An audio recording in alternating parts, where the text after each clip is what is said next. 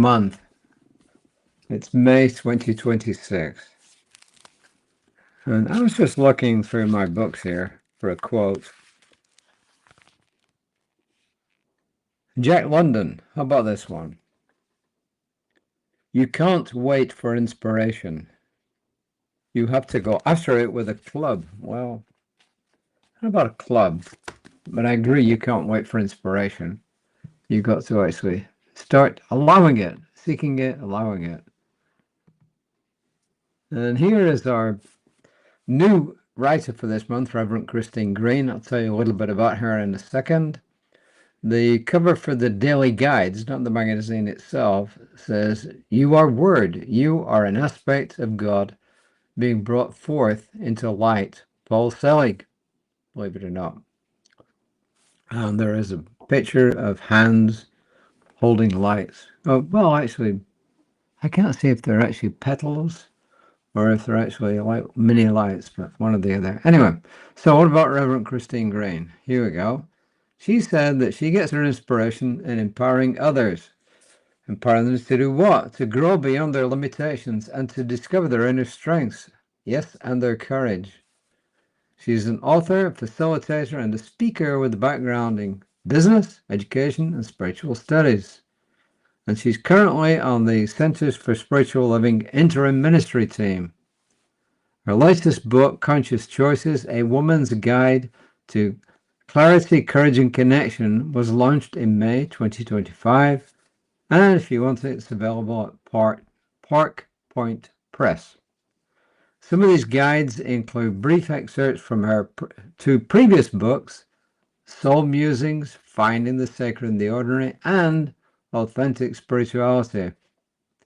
She finds joy in offering seminars, workshops, and retreats that provide participants with spiritual tools and practices to expand their awareness and to overcome life's obstacles. And you can reach her at RevChristine at RevChristine.com. RevChristine at RevChristine.com. What does she say about the readings for this month? She says, "I appreciate the light bulb moment when a spark of clarity emerges from the murkiness of doubt." Then she says, doubt is such a great teacher, though. It coaxes me back to principle and practice. And she says, Ernest Holmes says, we must climb over the rocks of unbelief, pass around the barriers of doubt, and plunge into the stream with faith. When I pay attention, doubt is that divine catalyst bringing me back to faith, peace, and freedom. May this month's daily guides act as a reminder to recognize the uncertainty of doubt as simply a call to devotion. Well, how about you? But I was curious. I never thought about doubt as being anything positive. You know, for instance, doubting Thomas in the gospel there. He doubted Jesus was who he said he was, remember? Well, let's find out why doubt can be a good thing. It's actually called doubt out. First quote is from Gandhi. He says, prayer isn't asking. It's a longing of the soul. It's daily admission of one's weakness. And so it's better in prayer to have a heart without words than words without a heart. So please tell that to some of the politicians around the world on all sides. Yeah, read that again. It's better to have a heart without words than words without a heart. And he says, do that in prayer. And this is Ernest Holmes from the Science of Mind textbook on page 162. No matter what the outside appearance, we must cling steadfastly to the knowledge that God is good and God is all, underneath, above, and round about. So God is everywhere. God is in all, through all, and as all. And this is Reverend Christine, who tells us a little story. I was sitting on my patio and I noticed the squirrels busily collecting nuts and leaves. They scampered away safely to store their treasures to be used for another day. They clearly were on a mission to accomplish the task at hand. And she says, later that day I was in my car and there was a squirrel in front of me, appearing to be completely confused, frantically darting back and forth, narrowly avoiding its own demise. Fortunately, the escape was successful. I don't know about you, but there's loads and loads of squirrels around here, and you see the exact same thing really frequently. Most people stop and let the squirrel do its thing and escape, right? And then she says, well, that's what doubt feels like. When it's constructive, it guides me to gather more information that will help me on my journey. But when it's emotional, it stirs up ambivalence, anxiety, and mistrust, and has me scurrying in all directions, doing several things at once, not accomplishing anything, and feeling exhausted.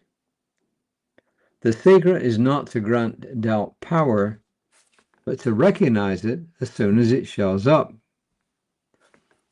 It's an indicator that we're sidetracked from our path, and it's time to return to what we know to be true. Remember to breathe. Breathe out doubt, breathe in clarity. Affirm with earnest hums. Whatever I ought to know, I shall know. Whatever I ought to do, I shall do. Whatever belongs to me will come to me.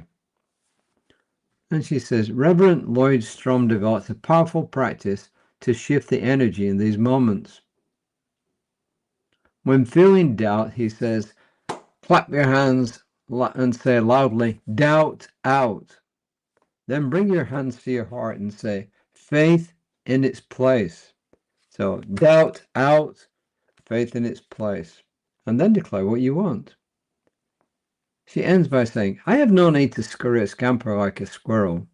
I feel fully grounded in my oneness with infinite potential. Pretty good lesson, don't you think? I wonder what she was going to talk about when she talked about doubt as a spiritual practice. But what she's saying is, as you heard, when doubt comes in and you recognize it as doubt, then you know you're off your path. And it's a good indicator to get back on your path. So if you use it as a signal to get back on your path, yeah, it is a good spiritual practice. I think it's good. I affirm that every step on my way is guided and guarded. I affirm that every step on my way is guided and guarded. I think that's a pretty good lesson, don't you? You can apply to anybody, wherever they are. So I will be wandering off and doing a little bit more work, perhaps, on my class.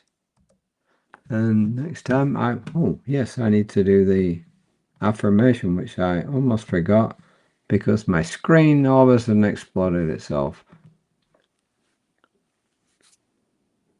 I affirm that every step of my way is guided and guarded. I always usually end with that, but today I'm going to end with the light of God surrounds us, the love of God enfolds us, the power of God protects us, the presence of God watches over us. Everywhere we are, God is, and all is well.